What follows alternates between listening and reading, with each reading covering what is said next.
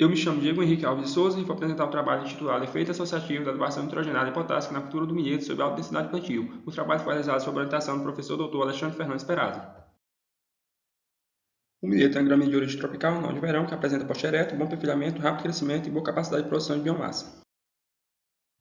Entre os macronutrientes, o nitrogênio e o potássio possuem papel fundamental para a nutrição das plantas, sendo indispensáveis para aumentar a quantidade de biomassa produzida pelo milheto, aumentando consequentemente o material disponível para a alimentação dos rebanhos. O objetivo geral do trabalho foi avaliar a produção de forragem, a morfometria e os componentes morfológicos do milheto, cultivar seus diferentes níveis de adubação nitrogenada e potássica em alta densidade de plantio. Os objetivos específicos do trabalho foram determinar a eficiência produtiva do uso da chuva, quantificar a produção, determinar a composição morfológica e mensurar a composição morfométrica do milheto. O trabalho foi realizado na Universidade Federal do Maranhão, Centro Chapadinha, cultivar utilizado para o DR300, área para implantação de experimento foi 0,5 hectares, com parcela de 4 metros quadrados e espaçamento entre linhas de 0,5 metros.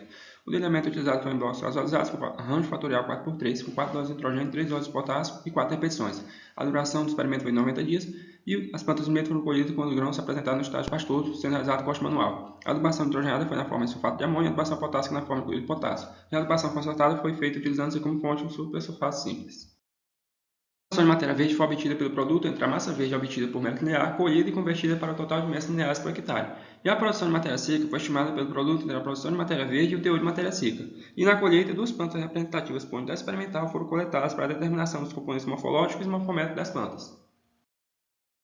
A eficiência do uso da chuva foi estimada pela divisão da produção de matéria seca pela quantidade de chuva acumulada durante o ciclo experimental. Já o acúmulo de água pelas plantas foi estimado pela diferença da produção de matéria verde e produção de matéria seca, posteriormente dividida pelo total de chuva em milímetros.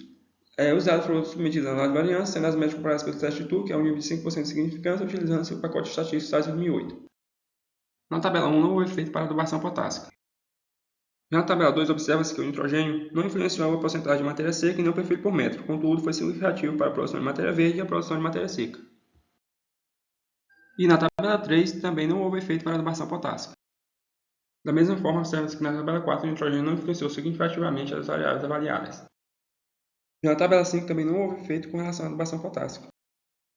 Na tabela 6, não houve influência significativa do nitrogênio no diâmetro do corpo, no número de folhas e nem no tamanho da panícula, mas foi significativo para a altura da planta e para o diâmetro e tamanho da panícula. Já em relação à tabela 7, também não houve resposta positiva em relação à adubação potássica para as variáveis avaliadas. Por outro lado, na tabela 8, o nitrogênio influenciou positivamente as variáveis de eficiência do uso da chuva, acúmulo da água, produção de folhas e produção de panículas. Também foi verificado nas condições avaliadas que a relação entre os níveis de adubação nitrogenada em função da produção de folhas e da eficiência do uso da chuva e do acúmulo de água foi linear, conforme apresentado na tabela. Este cruzamento induz a afirmação de que a cultura ainda poderia proporcionar maiores resultados com o aumento das doses. Conclui-se então que a adubação nitrogenada com a dose de 150 kg por hectare mostrou-se potencialmente satisfatória para a cultura do milheto sob alta densidade plantio, tornando-se assim uma opção viável para o melhor desempenho produtivo da cultura.